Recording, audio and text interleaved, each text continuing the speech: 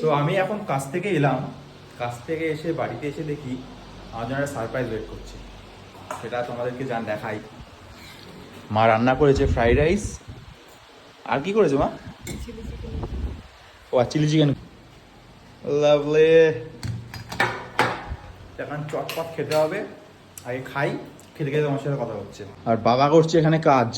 বাবা কি করছো, কি করছো গো? আর বাবা আর কম কথা বলে, কম কথার মানুষ।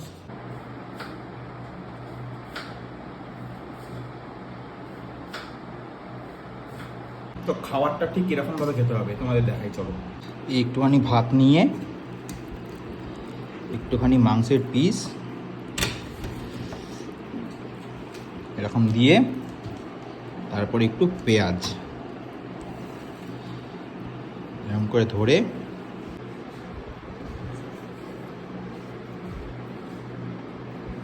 তো আবার হয়ে গেছি রেডি কাজে বেরোনোর জন্য। এখানে প্যাক করে ফেলেছি টিফিন। চলো এবার রাস্তায় যেতে যেতে তোমার সাথে কথা হচ্ছে। বিশ্বরূপকে নিয়ে বেরিয়ে গেছি কাজে যাওয়ার উদ্দেশ্যে। আমাদের 12টা থেকে ডিউটি, অলরেডি এখানে 12টা 14 বাজে। এরপরে আমাদের অফিসের ম্যানেজার আমাকে তাড়া করে বলে যে 12টা থেকে ডিউটি, তোমরা 12টা 14 সময় কি আর কি মারছো, যেতে আরও মোটামুটি আরও 5 মিনিট লাগবে ভাই, আর 5-7 মিনিট লাগবে আরও। এই দেখো সামনে কি হচ্ছে দেখো। এমনিতেই জীবনে এত বাস কাকা, আবার বাস বের করছো। বাইকে আমার তেলটাও কম আছে, ভাবছি যে এখন তেল ভরাবি নাকি আসার সময়?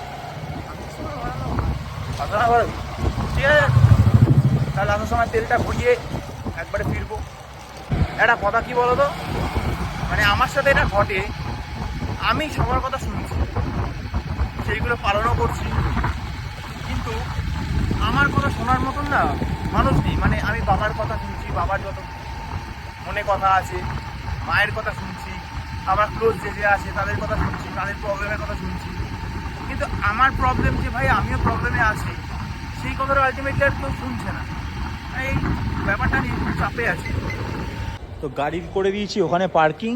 তো এখন যাচ্ছি, এখন বাজে অলরেডি তোমার 12টা 20-25 হয়ে গেছে।